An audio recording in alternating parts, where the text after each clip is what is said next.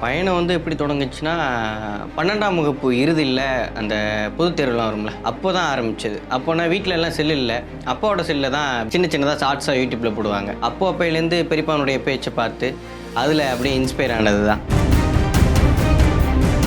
அப்படி இருக்கும்போது துண்டுச்சீட்டு கூட பார்க்காம, எத்தனை கேமரா இருந்தாலும் அசால்ட்டாக இன்னும் பேசுவாங்க. எத்தனை தொலைக்காட்சிகள் வந்து பேட்டியில் கேள்விக்கு கேட்டாலும் அப்படி ஃபிங்கர் டிப்ஸில் பதில் சொல்லுவாங்க.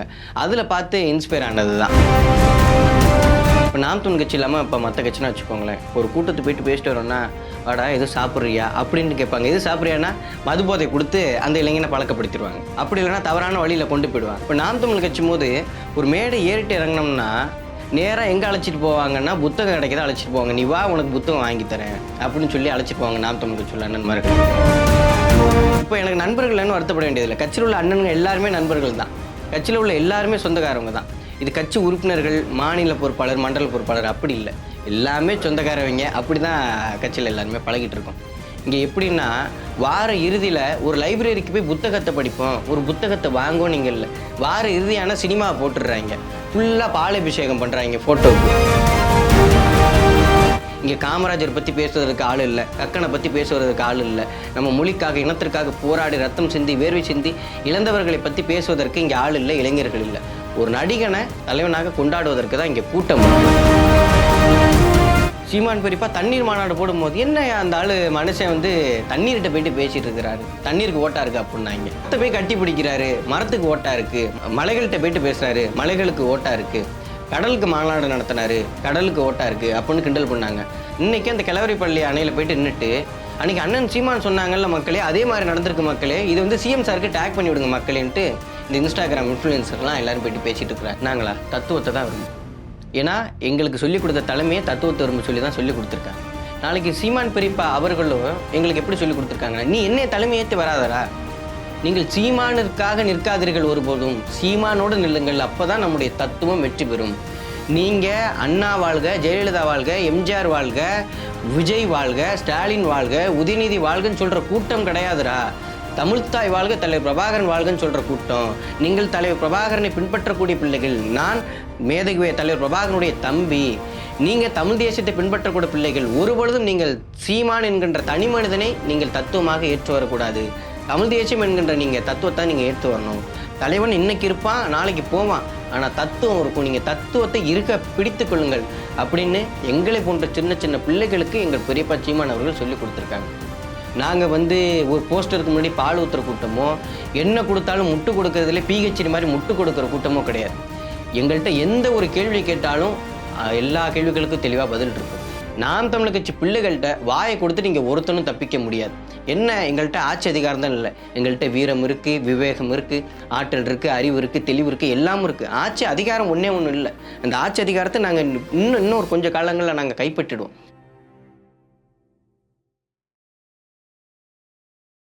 அறந்தமிழ் உறவுகளுக்கு அன்பு வணக்கம். இன்று நம்மோடு நாம் தமிழர் கட்சியின் இளம் பேச்சாளர் அன்பு தம்பி கோகுல் அவர்கள். வணக்கண்ணே. நல்லா இருக்கீங்களா? நல்லா இருக்கேன். நல்லா இருக்கீங்களா? நல்லா இருக்கேன். இந்த நாம் தமிழர் கட்சியோட பயணம் எப்படி தொடங்குச்சு? பயணம் வந்து எப்படி தொடங்குச்சுன்னா, 12ஆம் வகுப்பு இறுதியில் அந்த பொதுத் தேர்வுலாம் வரும்ல, பப்ளிக் தேர்வு, அப்போ தான் ஆரம்பிச்சது. அப்போனா வீட்டில் எல்லாம் செல் இல்லை. அப்பாவோட செல்லில் தான் பிகின்வுட்ஸில் சின்ன சின்னதாக ஷார்ட்ஸாக யூடியூப்பில் போடுவாங்க.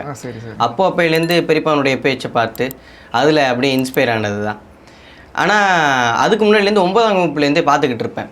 என்ன இவர் வந்து ஒவ்வொரு தேர்தலுக்கும் பேசிகிட்டு இருக்கிற, தேர்தலுக்கு முன்னாடி நல்லா பேசினார், அந்த எலெக்ஷன் ரிசல்ட் எப்போல்லாம் பார்ப்பேன், அப்போயே 0-0 தான் காமிக்கும். என்ன அதுக்கப்புறம் இவர் வந்து தேர்தலுக்கு பிறகு ஆளே காணுமே, அமைதியாகிறாரு, ஒருவேளை இவருக்கு வேறு ஊர் போல, வெளி மாநிலம் போல, அப்போ தேர்தலுக்கு மட்டும் தமிழ்நாட்டில் வந்து போயிடுவார்.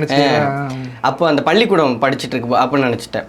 அப்புறம் காலேஜ் சேரும்போது அப்படியே முதல் வருடத்தில் அப்படியே கட்சியில் வந்து சேர்ந்து, அப்புறம் அப்படியே மாணவர் பாசறையில் சேர்ந்து அப்படியே பேச கற்றுக்கிட்டு, இப்பயும் பேச கற்றுக்கிட்டு தான் இருக்கும். அப்படியே இதாகிடுச்சு. இப்போ சீமான் அவர்களை பார்த்து தான் உங்களுக்கு அந்த ஆர்வம் வந்துச்சு, பேசணும் அப்படிங்கிற மாதிரி? பெரியப்பா சீமான் அவர்கள் பார்த்து தான். ஏன்னா இப்போ எல்லாரும் பார்த்தா என்னமோ டைபாய்டு ஃபீவர் இருக்கிற மாதிரி தான் இன்னைக்கு தமிழ்நாட்டில் உள்ள அரசியல் தலைவர்கள்லாம் பேசுவாங்க. அப்படியே மெல்லமா அப்படியே துண்டிச்சிட்டு பார்த்து இன்னைக்கு இருக்க முதலமைச்சர் அண்ணன் விஜய் கூட அவர்கள் கூட நல்லா பேசிட்டு இருப்பாங்க, நல்லா பீக்கில் போவாங்க. ஆமாம், A4 ஷீட் அன்னைக்கு துண்டிச்சிட்டுன்னு சொல்லிட்டேன். நல்லா பீக்கில் போயிட்டு இருப்பாங்க, திடீர்னு அமைதியாவாங்க. சரி ஏதோ கஷ்டம் போல, ஏதோ பேச வரல போற, அழுக வரல போல, இப்படி போயிட்டு வருவாங்க. சரி என்னன்னு பார்த்தா A4 ஷீட்டை பார்த்துட்டு இருப்பாங்க அண்ணன் விஜய் அவர்கள் வந்து. அப்படி இருக்கும்போது துண்டிச்சிட்டு கூட பார்க்காம எத்தனை கேமரா இருந்தாலும் அசால்ட்டாக இன்னும் பேசுவாங்க. எத்தனை தொலைக்காட்சிகள் வந்து பேட்டியில் கேள்விக்கு கேட்டாலும் அப்படியே ஃபிங்கர் டிப்ஸில் பதில் சொல்லுவாங்க. அதில் பார்த்து இன்ஸ்பயர் ஆனது தான். அப்படித்தான் அப்படியே நாம் தமிழ் கட்சி மாணவர் பாசறையில் சேர்ந்து அப்புறம் அண்ணனோட யூடியூப் சேனல் ஒன்று இருக்குது, நாங்கள் ஒரு யூடியூப் சேனல் வச்சுருக்கிறோம். அதில் அப்படியே பேசி பயிற்சி எடுத்துகிட்டு அப்படி தான் அப்படியே பயணம் போனது. இப்போ எல்லாருமே இந்த வயசில் சின்ன வயசில் பார்த்தீங்கன்னா இந்த கல்லூரி பருவத்தில் பார்த்தீங்கன்னா ஒரு என்டர்டைன்மெண்ட்டோ ஒரு காதல் அப்படிங்கிற விஷயத்தில் போயிடுவாங்க. நீங்கள் இந்த களம் அரசியல் அப்படிங்கிற வரும்போது உங்களுக்கு எப்படி இருக்குது? களத்தில் போய் பேசும்போது எப்படி இருக்குது உங்களுக்கு? அது எப்படின்னா அதிகபட்சமாக அதை விட இது ஒரு சிறந்த ஒரு நல்வழின்னு நினைக்கிறேன். என்ன இன்னைக்கு பெரும்பாலான இளைஞர்கள் வந்து மது போதைக்கு அடிமையாக இருப்பாங்க, திரைக்கவர்ச்சிக்கு அடிமையாக இருப்பாங்க. ஒரு சில விஷயங்கள் ஏன் பண்ணுறோன்னு தெரியாமல் தவறான விஷயங்களில் பண்ணும்போது ஒரு கட்சியில் சேர்றது, மக்களுக்காக பேசுவது, நிறைய புத்தகங்கள் படிப்பது, நிறைய அண்ணன்களை சந்திச்சிருப்பது. இப்போ மற்ற கட்சினா வச்சுக்கோங்களேன், இப்போ நாம் தமிழ் கட்சி இல்லாமல் இப்போ மற்ற கட்சினா வச்சுக்கோங்களேன், இப்போ ஒரு கூட்டத்துக்கு போயிட்டு பேசிட்டு வரோன்னா வாடா எதுவும் சாப்பிட்றியா அப்படின்னு கேட்பாங்க. எது சாப்பிட்றியானா மது போதை கொடுத்து அந்த இளைஞனை பழக்கப்படுத்திடுவாங்க. அப்படி இல்லைன்னா தவறான வழியில் கொண்டு போயிடுவாங்க, அந்த ஆசைக்கு இணங்கிடுவாங்க. ஆமாம், அந்த ஆசைக்கு அப்படியே இணங்கிடுவாங்க. இப்போ நாம் தமிழ் கட்சியும் போது ஒரு மேடை ஏறிட்டு இறங்கினோம்னா நேராக எங்கே அழைச்சிட்டு போவாங்கன்னா புத்தகம் கிடைக்கிறத அழைச்சிட்டு போவாங்க. நீ வா உனக்கு புத்தகம் வாங்கி தரேன் அப்படின்னு சொல்லி அழைச்சிட்டு போவாங்க நாம் தமிழ் கட்சி அண்ணன்மார்கள். இப்போ அடுத்த மேடைக்கு வா, நான் உன்னை அடுத்த மேடை இன்னும் எப்படி பேசுன்னு சொல்லித்தரேன் இப்போ பயிற்சி பற்ற வேறு நாம் தமிழ் கட்சியில் தனியாக வச்சுருப்பாங்க. எப்படி இதில் இப்போ நல்ல வழியில் இப்படி போகும்போது அதை விட இது ரொம்ப நல்லா இருக்குது. இப்போ எனக்கு நண்பர்கள்னு வருத்தப்பட வேண்டியதில்லை. கட்சியில் உள்ள அண்ணன்கள் எல்லாருமே நண்பர்கள் தான், கட்சியில் உள்ள எல்லாருமே சொந்தக்காரவங்க தான். இது கட்சி உறுப்பினர்கள், மாநில பொறுப்பாளர், மண்டல பொறுப்பாளர் அப்படி இல்லை, எல்லாமே சொந்தக்காரவங்க. அப்படி தான் கட்சியில் எல்லாருமே பழகிட்டு இருக்கோம். அதனால அதை விட இது ஒரு நல்ல பாதையாக தெரியுது. இப்போ ஒரு புறம் பார்த்தீங்கன்னா நீங்கள் கருத்தியல் ரீதியாக பேசிகிட்டு இருக்கீங்க. கருத்தியல் ரீதியாக பேசி ஒரு புரட்சி செய்யணும் அப்படின்னு சொல்லிட்டு நீங்கள் வந்து இறங்கி களத்தில் பண்ணிட்டு இருக்கும்போது ஒரு கூட்டம் பார்த்தீங்கன்னு வச்சுக்கோங்க, ஒரு தலைவரை கொண்டாடுறது, அவர் என்ன தவறு செஞ்சாலும் அவர் பின்பற்றி தொடர்றது அப்படின்னு இருக்குல்ல, இதை நீங்கள் எப்படி பார்க்குறீங்க? இதை எப்படி எதிர்கொள்வீங்க நீங்கள்? இதை எப்படி பார்க்குறோன்னா ரொம்ப கேளிக்கையாக கூத்தாக இருக்குது. கக்கன் இருந்திருக்கிறார் இந்த நாட்டில், காமராஜர் இருந்திருக்கிறார், எத்தனையோ மன்னர்கள் போராடி இருக்கிறாங்க, எத்தனையோ பேர் இந்த மொழிக்காக இந்த இனத்திற்காக ரத்தம் சிந்தி வேர்வை சிந்தி இழந்திருக்கிறாங்க. இது எல்லாத்துக்கும் மத்தியில் ஒரு நடிகர் இவர் தான் நமக்கான தலைவர் அப்படின்ட்டு ஒரு சில கூட்டம் வந்து அவங்கள தூக்கி கொண்டாடும் போது ரொம்ப வேதனையாக இருக்குது. கத்தி படத்தில் விவசாயிகளுக்காக பேசினார், மெர்சல் படத்தில் இலவசமாக கட்டி கொடுத்தாரு. ஆமாம், படத்தில் ஹாஸ்பிட்டல் கட்டி கொடுத்தாரு. தெரி படத்தில் போலீஸாக இருந்து மக்களுக்காக போராடினாரு. சர்க்கார் படத்தில் ஒரு புரட்சி பண்ணார். இவர் படத்துல எல்லாம் பண்ணார். அதனால் இவர் தான் நமக்கான தலைவர் நினச்சி இன்றைக்கி ஒரு தலைமுறை வந்து ஒரு நடிகரை கொண்டாடும் போது அது தமிழ்நாடு வந்து சீரழிவு பாதைக்கு தான் போயிட்டுருக்கு. இப்போ உலகிலேயே அதிக மணி நேரம் புத்தகம் வாசிக்கிற நாடு எதுனா இந்தியா தான். ஒரு வாரத்திற்கு 10 மணி நேரம் 48 நிமிடங்கள் இந்தியர்கள் வாசிக்கிறாங்க. ஆமாம், அதில் எத்தனை மணி நேரம் இந்தியாவில் உள்ள இளைஞர்கள், தமிழ்நாட்டில் உள்ள இளைஞர்கள் புத்தகம் வாசிக்கிறாங்கன்னு தான் இங்கே கேள்வியை. இங்கே எப்படின்னா வார இறுதியில் ஒரு லைப்ரரிக்கு போய் புத்தகத்தை படிப்போம், ஒரு புத்தகத்தை வாங்கும் நீங்கள் இல்லை, வார இறுதியான சினிமாவை போட்டுடுறாங்க, ஃபுல்லாக பாலாபிஷேகம் பண்ணுறாங்க ஃபோட்டோவுக்கு.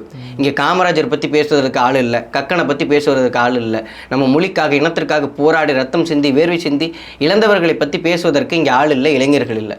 ஒரு நடிகனை தலைவனாக கொண்டாடுவதற்கு தான் இங்கே கூட்டம் இருக்குது. இதை தொடர்ந்து வந்து வெகு காலமாக சீமானவர்கள் பேசிக்கிட்டே இருப்பார். உங்களுக்கு தெரியும், திரையில தேடாத தலைவர்களை தரையில தேடு அப்படின்னு சொல்லிட்டு இருப்பாரு. ஒருவேளை அவங்களுக்கு திரையில தான் பிடிச்சிருக்கோ என்னமோ. இதுக்கு முக்கிய காரணம் என்ன தெரியுமா? திமுக அதிமுக தான் அதுக்கு முக்கிய காரணம்.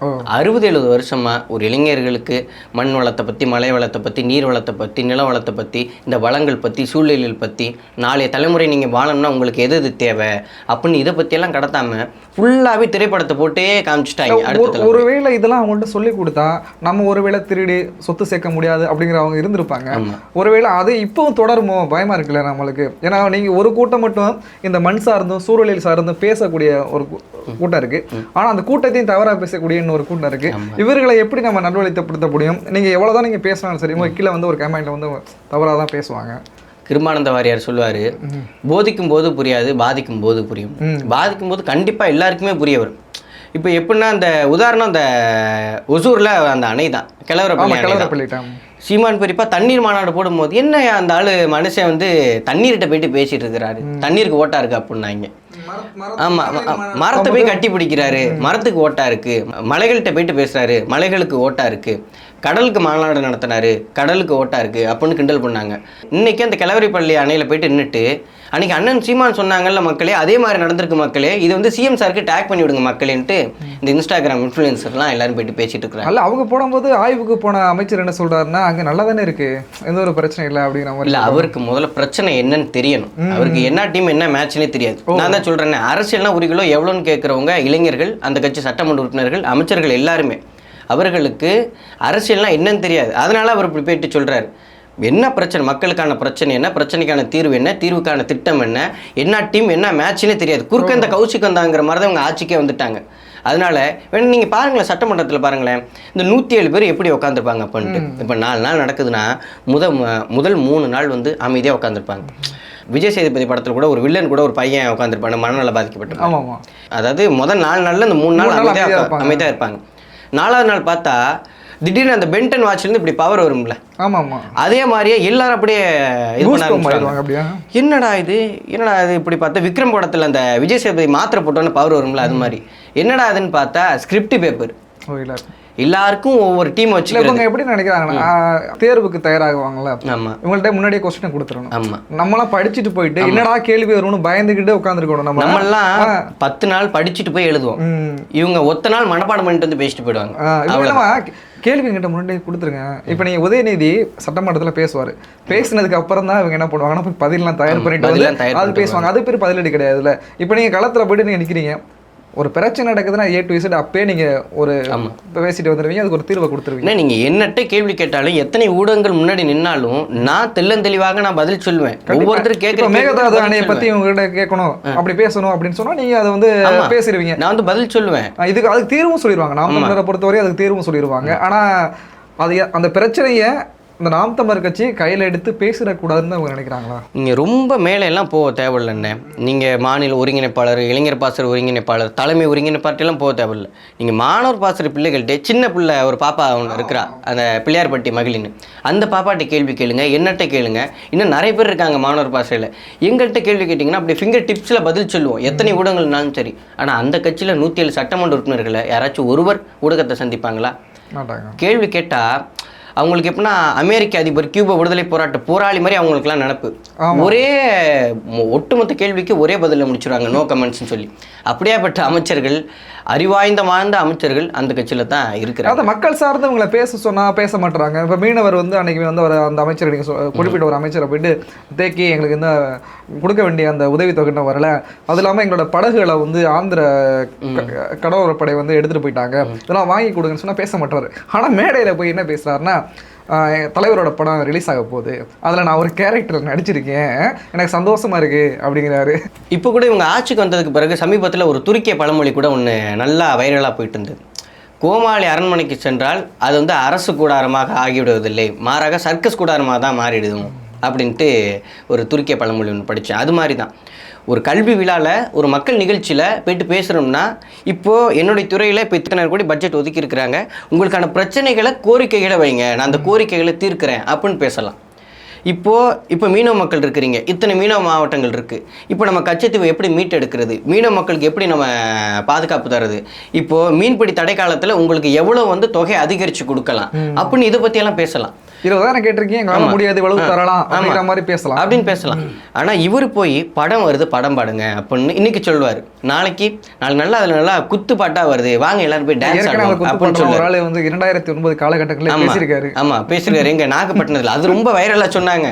சரி என்னடா அது நம்ம யூடியூப்ல போயிட்டு பார்த்தா அதில் தான் பார்த்தா படத்தில் குத்துப்பாட்டு இல்லைன்னு வருத்தப்பட்டீங்க, குத்துப்பாட்டுலாம் வச்சுருக்கோம், வாங்க நல்லா ஜாலியாக குத்துப்பாட்டு போட்டு டான்ஸ் ஆடுவோம் அப்படின்னு அங்கே பேசியிருக்கிறாங்க. இப்போ தலைவன் எவ்வளியோ தொண்டன் அவ்வளின்னு சொல்லுவாங்க. இப்போ அது போலத்தான் இப்போ இவர் போயிட்டு இன்னைக்கு இவர் என்ன சொல்கிறாரு, நான் அதில் நடிச்சிருக்கேன் அப்படின்னு சொல்லுவார். நீங்கள் எல்லாம் படம் பார்க்க போங்க, நான் உங்களுக்கு பாப்கார்னும் பப்ஸும் ஃப்ரீயாக வாங்கி தரேன் அப்படின்னு சொல்லுவாங்க. நடக்கலாம், வாய்ப்பு இருக்கு. வாய்ப்பு டிக்கெட்லாம் பார்த்தீங்கன்னா 410 ரூபாய்க்கு மேலே போயிட்டு இருக்க மாதிரி சொல்லியிருக்காங்க. ஆமாம், இப்போ இன்னொரு அமைச்சர் கூட சொல்லியிருக்காரு, நாளைக்கு விடுமுறை அப்படின்னு சொல்லி ஒரு மக்கள் பணிக்கு வந்திருக்கோம், உங்களுக்கு என்னது விடுமுறை? அதுதானே, நீங்கள் நைட்டு தூங்கிட்டு இருக்கீங்க, அந்த ஊரில் பிரச்சனை நடந்துருச்சு, நீங்கள் போக மாட்டீங்களா? நான் விடுமுறை வர மாட்டேன், லீவு என்னை விட்டுருங்க அப்படிம்பாங்களா? லீவு கேட்குறாங்க, ஒரு முதலமைச்சர்கிட்ட போயிட்டு லீவு கேட்குறாங்க. எவ்வளோ கேலி கூத்தா போயிட்டுல நாடு.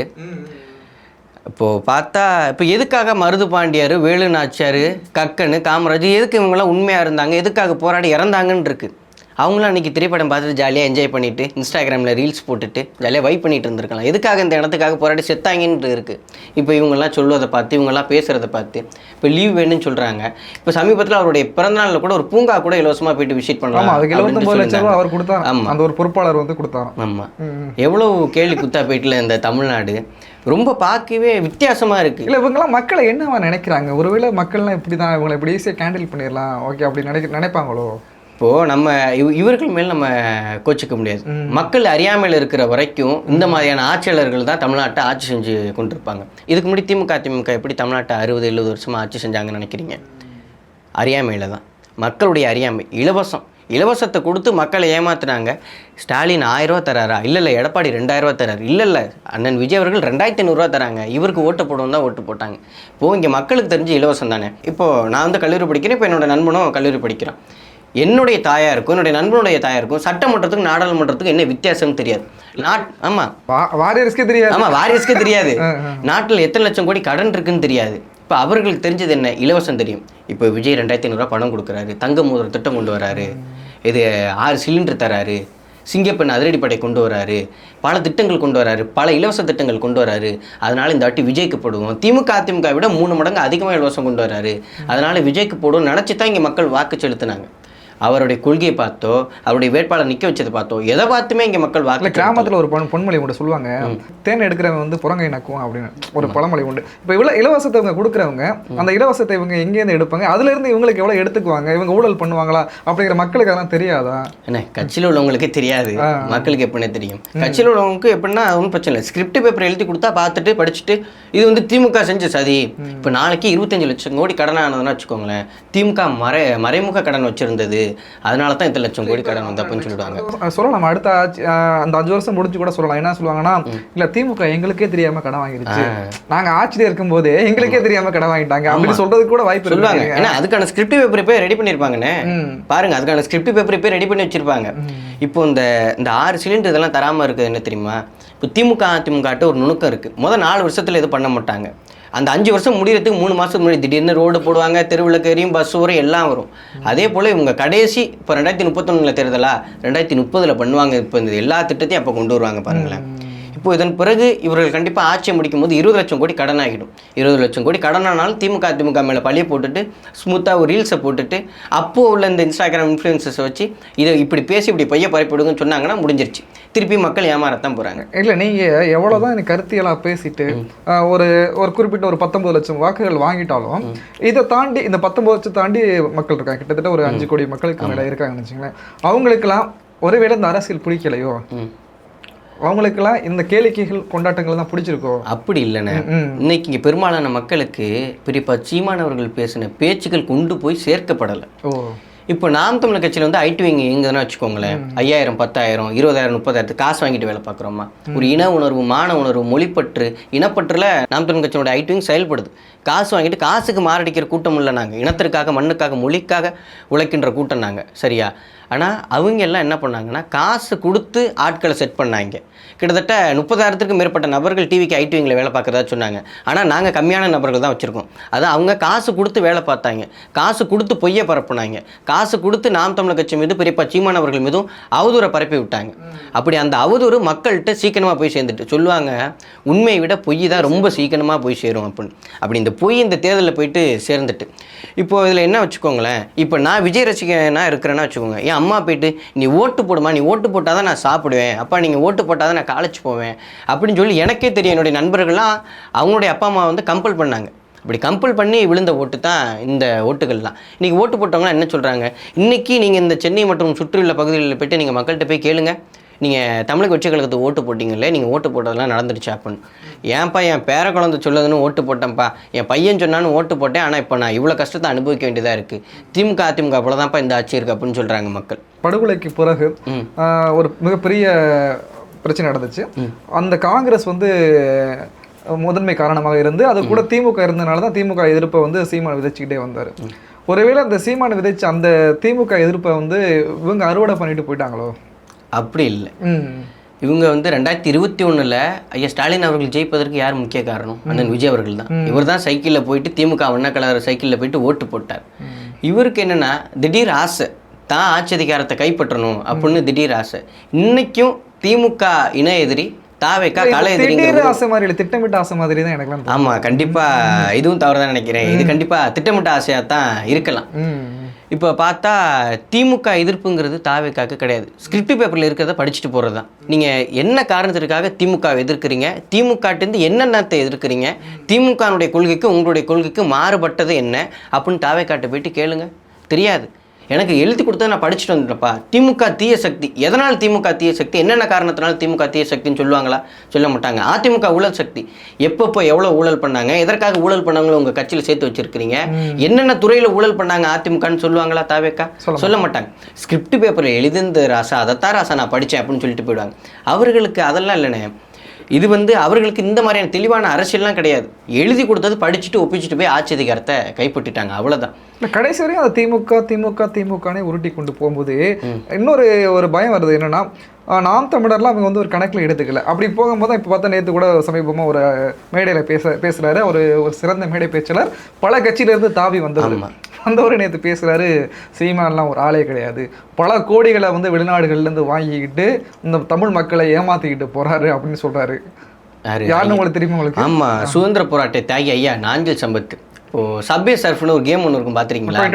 ஆமாம், அப்படியே அந்த ஒவ்வொரு பெட்டிலேருந்து அப்படியே தாவி போயிட்டு இருப்பாங்க. அந்த மாதிரி தான் ஐயா ஓடிட்டே இருக்க முடியல, ஓடிட்டே இருக்க மாட்டாப்ல. இவர் வந்து ஸ்லோ மோஷனில் போகல. சப்வே சர்ஃப் கேம்லேயே ஒவ்வொரு பெட்டிலேருந்து தாவிட்டே இருப்பாப்புல. அதில் பெட்டியாக தாவாங்க. இதில் ஒரு கட்சியாக மாறுவார்.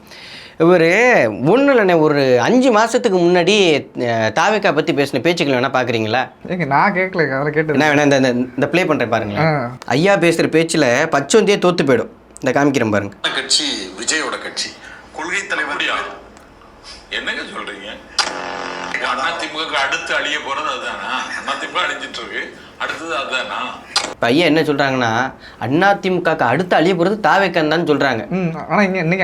ஆனா இன்னைக்கு என்ன சொல்லியிருக்கிறாரு, நாம் தமிழ் கட்சி தான் இப்போ அடுத்து அழிய போகுது அப்படின்னு சொல்லியிருக்காங்க. இன்னும் இல்லை, வீடியோ இன்னும் ஃபுல்லா இருக்கு. ஒரு 30 செகண்ட் போடுறேன் பாருங்க.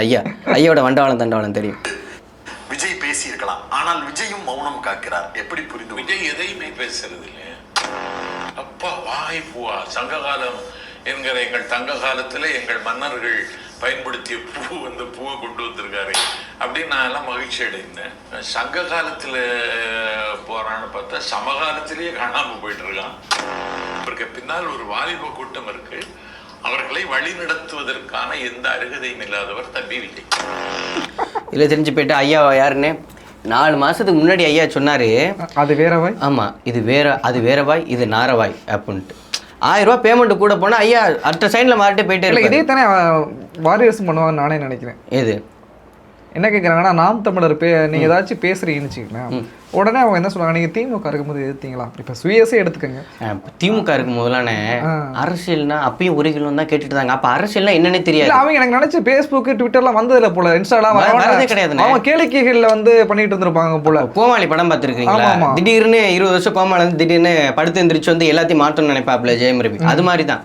அப்போ கோமாளி இருந்துட்டு அப்போ திமுக கேட்டீங்களான்னு அப்போ திமுக கேள்வி கேட்டு தான் நாம் தமிழர் கட்சி 36 லட்சம் வாக்குகளை வாங்கினது. திமுகவை எதிர்த்து கொண்டே இருந்தது.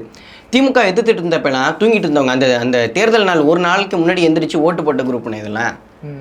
அப்படி ஓட்டு போட்டவங்க தான் இவங்க. திமுக எதிர்த்தது இவங்க. இந்த கள்ளச்சாரத்தில் எதிர்த்து தெரியுமா? பேனா சிலை வைக்க விடாமல் தடுத்தது யாருன்னு தெரியுமா? 8 வழிச்சாலை காட்டுப்பள்ளி துறைமுகத்தை போராடி தடுத்து நிறுத்தது யாருன்னு தெரியுமா? ஜல்லிக்கட்டு போராட்டத்தில் அண்ணன் விஜய் அவர்கள் மாஸ்க் போட்டுட்டு தான் போயிருந்தாங்க. பெரியப்பா சீமான் அவர்கள் போக தடை. படகுல கடல் வழியாக போனார். ஒரிஜினல் ராஜன், வடச்சென்னை படத்துல ஒரிஜினல் ராஜன்னா அது பெரியப்பா சீமான். ஆமா, அப்படியே அந்த பிஜிஎம்மோட அது நல்லா இருக்கும். அப்படி படகுல வந்தாங்க. அதாவது நீ படித்த ஸ்கூலில் நான் ஹெட் மாஸ்டருங்கிற மாதிரி நீ பேனா சிலையை வச்சா நான் உடைப்பண்டான்னு சொன்னார் பெரியப்பா சீமான் அவர்கள். அப்போ எல்லாம் இவங்கெல்லாம் என்ன பண்ணுறாங்க, கோமா ஸ்டேஜில் தூங்கிட்டு இருந்தாங்க. ஆனால் இன்னைக்கு அந்த பேனா சிலையை எங்கள் அண்ணன் விஜய் அவர்கள் வைக்க விடாமல் தடுத்துட்டாங்க அப்படின்ட்டு டிவிகேல உள்ள விர்ச்சுவல் வாரியர்ஸ் ஒரு செய்தியை பரப்பிட்டு இருக்கிறாங்க. அந்த பேனா சிலை வைக்க விடாமல் தடுத்தது யார் தெரியுமா? ஐயா கருணாநிதி அவர்கள் இருக்கும் போதும் அம்மையா ஜெயலலிதா அவர்கள் இருக்கும் போதும் கை கட்டி ஐயா கருணாநிதி அவர்களுக்கு 100 சிலை வைக்கன்னு சொன்னவர் அண்ணன் விஜய். அம்மையார் ஜெயலலிதா அவர்களுக்கு அணிலா பாடுபடும் சொன்னது அண்ணன் விஜய். ஆனால் இப்போ எல்லாமே ஆதாரத்தோடு இருக்குது. ஆனால் ஐயா கருணாநிதி அவர்களும் அம்மையார் ஜெயலலிதா அவர்களும் இருக்கும்போதே வீரப்பன் தேசிய தலைவர் திருடன் தீவிரவாதி என்றால் ஜெயலலிதா கருணாநிதிக்கு பேர் என்னடா? அவங்க சேர்த்து வச்சிருக்க சொத்தை நம்ம என்றது காட்டியுமே செத்து போயிடும்டா. இந்த தமிழ்நாட்டுடைய 1ஆம் நம்பர் திருடர்கள் ஜெயலலிதா கருணாநிதின்னு பெரியப்பா சீமான் அவர்கள் 2013-14 காலகட்டத்தில் பதிவு பண்ணியிருப்பாங்க. அப்பயே அவ்வளோ வழக்கு வாங்கியிருக்கிறாங்க. இதெல்லாம் இவர்களுக்கு தெரியுமா? அண்ணன் ஒரு எவ்வளோ வழக்கு வச்சிருப்பாரு? கிட்டத்தட்ட 250க்கும் மேற்பட்ட வழக்குகள் இருக்கு. இது எதுவுமே ஊழல் செஞ்சு மக்கள் பணத்தை கொள்ளையடிச்சு வச்ச வழக்குகள் கிடையாது. மக்களுக்காக போராடியதற்காக வாங்கிய வழக்குகள். நீ எந்த தலைவனை தடை செய்யப்பட்ட தலைவன், நீ எந்த தலைவனை தீவிரவாதி பயங்கரவாதி என்று தமிழ்நாட்டில் அடையாளப்படுத்தினார்களோ அந்த தலைவர் தீவிரவாதி பயங்கரவாதி அல்ல. அவர் இன்னொரு அண்ணன் தேசிய தலைவர் மேதகு பிரபாகரன் அப்படின்ட்டு சொன்னதுக்காக தேசிய பாதுகாப்பு சட்டத்தின் கைது செய்யப்பட்டாங்க பெரியப்பா சீமான் அவர்கள். தமிழக மீனவர்களை அடித்ததற்காக நீ என்னுடைய மீனவர்களை அடித்தால் சிங்கள மாணவனை நான் அடிப்பேன்னு சொன்னதற்காக தேசிய பாதுகாப்பு சட்டத்தின் கைது செய்யப்பட்டார். ஐபிஎல் மேட்ச் நடக்கும்போது போயிட்டு போராட்டம் பண்ண ஐபிஎல் மேட்ச் நடக்கும்போது உள்ளரி பூந்து களத்தில் இது பண்ணது நாம் தமிழர் கட்சி. நீங்கள் ஐபிஎல் மேட்ச் நடக்கும்போது என்ன பண்ணீங்கன்ட்டு எல்லாருக்குமே தெரியும். அதே ஐபிஎல் மேட்ச்சில் நாங்கள் என்ன பண்ணோன்ட்டு எல்லாருக்குமே தெரியும். அந்த ஐபிஎல் அது மாத்திரதாங்க, அது ஒன்றும் பிரச்சனை மாத்திர உடைச்சாங்க. அதெல்லாம் ஆனால் அங்கே குழந்தைய காணுமேனே, அதுல குழந்தை அவர் தான். சரி இப்போ ஒரு பக்கம் என்னதான் நாம் தமிழர் கட்சி வீரியமாக திமுகவை எதிர்த்து செயல்பட்டு இவ்வளவு நாள் வந்தாலும் இப்ப என்ன சொல்றாங்கன்னா மாத்தி பேசுறாங்க. இவங்க மாத்தி பேசுறாங்க. ஒருவேளை நீங்க அதிகாரத்துல இருந்து சட்டமன்ற உறுப்பினராகி உள்ள போயிட்டு நிறைய கொள்ளையடிச்சு நிறைய பண்ணிட்டு ஒருவேளை நீங்க மாத்தி பேசுறீங்களா? மாத்தி பேசல, ரீல மாத்தி போடுறாங்க. ரீல தவறுதலா மாத்தி போடுறதுனால மாத்தி பேசுறதா இருக்கு. மாத்தி பேசுறது எனக்கு என்ன ஒரு வேளை சந்தேகமா இருக்குன்னா திமுக இதே வேலையை தான் பண்ணிக்கிட்டு இருக்கு. நாம் தமிழர் மேல தொடர்ச்சியா பண்ணிக்கிட்டு, பாஜகவும் சரி. ஆனா இல்ல திமுக அதிகம் பண்ணுச்சு. ஆனா அதே தான் இப்ப தாவேக்காவும் நாம் தமிழர் மேல பண்றாங்களே. ஒருவேளை எல்லாருடைய அஜெண்டாவும் நாம் தமிழரை ஒழிப்பது தான் அப்படி இருக்குமோ? ஆமாண்ணே, இவர்கள் எல்லாருமே இலவசத்தை ஆதரிப்பவர்கள். இவர்கள் எல்லாருக்குமே ஒரே கொள்கை. திமுக அதிமுக தாவேக்காக என்ன மாறுபாடு என்ன வேறுபாடு இருக்குன்னு நீங்க நினைக்கிறீங்க? திமுகவில் அண்ணா வாழ்க பெரியார் வாழ்க, அதிமுகவில் அண்ணா வாழ்க பெரியார் வாழ்க, இங்கேயும் அண்ணா வாழ்க பெரியார் வாழ்க. அங்கே தளபதி ஸ்டாலின் வாழ்க, இங்கே ஐயா எடப்பாடியார் வாழ்க, இங்கே அண்ணன் விஜய் வாழ்க. ஆமாம், இங்கே தேசிய தலைவர் மேதகு பிரபாகரன் வாழ்க, தமிழ்தாய் வாழ்க, தலைவர் பிரபாகரன் வாழ்க. இங்கே எங்கள் கட்சியில் இது இவர்களுக்கு மாறுபட்ட கட்சி நாம் தமிழர் கட்சி. இப்போ அங்கே சின்ன தளபதி உதயநிதி ஸ்டாலின் வாழ்க, இங்கே சின்ன தளபதி புஷ்லி ஆனந்த் வாழ்க. அதே பெரியாரின் வழி அண்ணாவின் வழி திமுக அதிமுக, அதே பெரியாரின் வழி அண்ணாவின் வழி தாவேக்கா. அதே இலவச திட்டங்கள், அதே தனியார் தொழிற்சாலைகள், தனியார் திட்டங்களுக்கு அனுமதி. அவ்வளோதான். என்ன மாறுபாடு என்ன வேறுபாடு இருக்குது? 3 பேருமே ஒன்று தான். இவர்கள் 3 பேருமே இங்கே சீமானை ஜெயிக்க விடக்கூடாது அப்படின்னு இருக்காங்க. இப்போ தாவேக்கா அரசில் கனிம வள கொள்ளை நடந்துச்சுன்னா, ஒருவேளை திமுக மாதிரி திமுக ஆட்சி நடந்த மாதிரி அதையெல்லாம் நடந்துச்சுன்னா நாம் தமிழர் நேரடியாக எதுக்குமா என்ன பண்ணும்? எதிர்த்துட்டு தானே இருக்கோம். நாங்கள் தோத்து போயிட்டோம். நீங்க சொல்ற மாதிரி 0. ஆனால் தோற்று போன அடுத்த கொஞ்ச நாளில் மே 18 இன எழுச்சி மாநாட்டில் நாம் தமிழர் கட்சி இன எழுச்சி பொதுக்கூட்டம் போட்டது. சரியா? இங்கே சென்னையில் தான் போட்டது. அதன் பிறகு 5000 திட்டம் கன்னியாகுமரியில் கொண்டு வராங்க. அந்த திட்டத்தை நாம் தமிழர் கட்சி எதிர்த்தது. கும்மிடிப்பூண்டியில் வடமாநிலத்தவர், நல்லா தெரிஞ்சுக்கணும், வடமாநிலத்தவர் சிறுமி பாலியல் வன்கொடுமை உள்ளாக்கப்பட்டதுக்கு நாம் தமிழர் கட்சி போராடி நீதி கேட்டது. கோவையில் சிறுமி பாலியல் வன்கொடுமைக்கு நாம் தமிழர் கட்சி நீதி கேட்டு போராடினது. இப்போ கடலூரில் பரங்கிப்பேட்டையில் ஹைட்ரோ கார்பனை கொண்டு வரக்கூடாதுங்கிறதுக்காக நாம் தமிழ் கட்சி போராடுது. காவிரி மேகதாதுல அணை கட்டக்கூடாதுன்னு திருவாரூரில் தஞ்சாவூரில் கூட்டம் நடத்திருக்கு. வாரம் நாகப்பட்டினத்தில் வேதாந்தத்தில் கூட்டம் நடத்த போகுது, போராட்டம் நடத்த போகுது நாம் தமிழ் கட்சி. இது எல்லாம் எப்போ? தேர்தலுக்கு முன்னாடி அல்ல, தேர்தலுக்கு பிறகு தோற்று போனது. 0 சீட். இவங்க சொல்லுவாங்க 0 நாங்கள் ஜஸ்ட்டு தேர்தல் அரசியலில் தான் 0.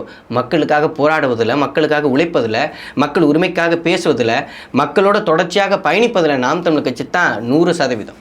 இந்த மண்ணையும் மக்களையும் மொழியையும் இனத்தையும் நாளை தலைமுறைக்கு தூய ஒரு தேசத்தை படைப்பதற்காக போராடுவதில் நாம் தமிழர் கட்சி தான் 100%. நடக்கிற மீட்டிங்லாம் இந்த ஆர்ப்பாட்டங்களில் முன்னாடி அண்ணன் தலைமையில் நடக்கும், சீமான் அவர்களோட தலைமையில். இப்போ அவர் போகிறதே இல்லையே, ஒரு அமைதியாகவே இருக்கிறாரு. அதுக்கான காரணம் ஒருவேளை நாங்கள் சலிப்பு அடைஞ்சிட்டாரோ, ஒரு 15 வருஷமாக நான் கத்தி இதாகிட்டேன்டா அப்படிங்கிற மாதிரி? அப்படி இல்லை. உலகில் எல்லா தலைவர்களும் போராடி வெற்றி பெறுவதற்கு நாங்கள் 16 ஆண்டு காலம் தான் ஆகுது. உலகில் எல்லா தலைவருக்கும் போராடி வெற்றி பெறுவதற்கு பல ஆண்டு காலம் தேவைப்பட்டிருக்கு. அரை நூற்றாண்டுக்கு மேலெல்லாம் எடுத்திருக்கு. அதனால் நாங்கள் கண்டிப்பாக வெற்றி பெறுவோம். பெரியப்பா சீமான் அவர்கள் போகாதது ஒரே ஒரு காரணம் தான். இப்போ நீங்கள் அம்பாசமுத்திரத்தில் பார்ப்பீங்க, பெரியப்பா சீமான் அவர்கள் சந்திக்காத ஊடகங்களே கிடையாது. அப்போது அவர் எல்லா ஊடகத்தையும் சந்திச்சார், இவர் பண்ணது எதையுமே போடலை. இப்போ ஒரு ஊடகத்தையும் ஒரு மாதமாக சந்திக்கலை, ஒட்டுமொத்த ஊடகமும் இவரை பற்றி பேசிகிட்டு இருக்கு. நாங்கள் இந்த தேர்தலுக்கு முன்னாடி முன்னெடுத்த ட்ரிக்குங்கிறது வேற, தேர்தலுக்கு அப்புறம் நாங்கள் முன்னெடுக்கிற ஒரு ட்ரிக்குங்கிறது வேற. அதான் அமைதியாகவே, அதுக்காக தான் நாங்கள் அமைதியாக இருந்து சம்பவம் பண்ணுவோம். புயலுக்கு முன்னே அமைதி. ஆமாம், புயலுக்கு முன்னே அமைதின்னு சொல்லுவாங்கள்ல, அது மாதிரி தான். இறுதியாக ஒரு கேள்வி, நீங்கள் தலைமையை விரும்புவீங்களா தத்துவத்தை விரும்புவீங்களா? நாங்களா தத்துவத்தை தான் விரும்புவோம். ஏன்னா எங்களுக்கு சொல்லிக் கொடுத்த தலைமையை தத்துவத்தை விரும்ப சொல்லி தான் சொல்லிக் கொடுத்துருக்காங்க.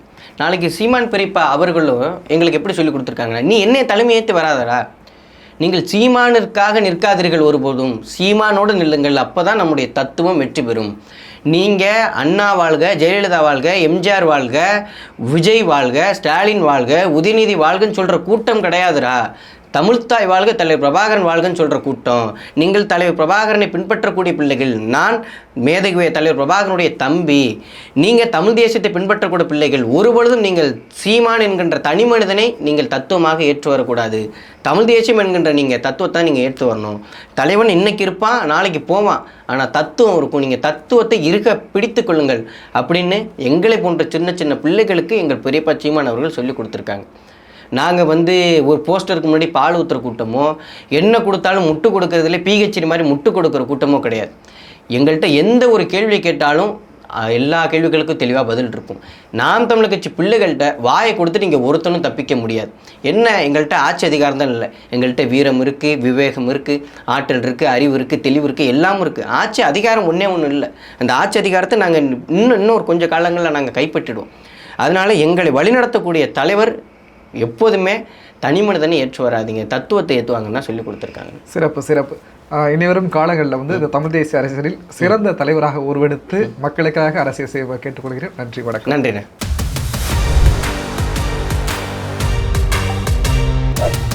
அருந்தமிழ் எங்கள் உயிருக்கு நேர்.